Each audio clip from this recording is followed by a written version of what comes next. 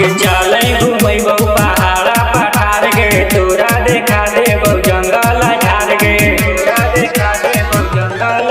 आगे चले घूमबो पहाड़ा पठार गे तोरा देखा देबो जंगल झाड़ गे।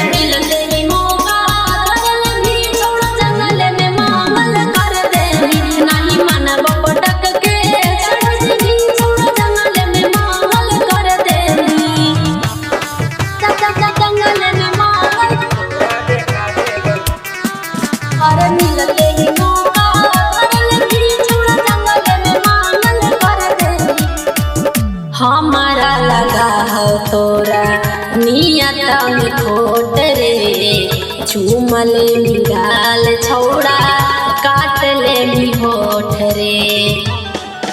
आगे खींच देब फोटो तोर बनाई देब रील गे लीहे खूबे मजा अइतौ प्यारी वाला फील गे। दोनों नींबुआ पकड़ के लाटक देगी छौड़ा जंगल में मांगल कर देनी। दोनों नींबुआ पकड़ के लाटक देगी छौड़ा जंगल में मांगल कर देनी।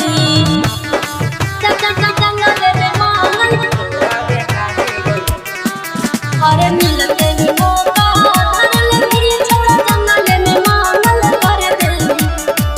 कर भी जबरदस्ती छौड़ा देख के अकेला रे हमारा फुसला के खेलबी हौ वाला खेला रे। आगे जे जे तू कहानी छौरी हो तो तोरे मान से जहाँ जहाँ मान करतौ घूमी है पसंद से।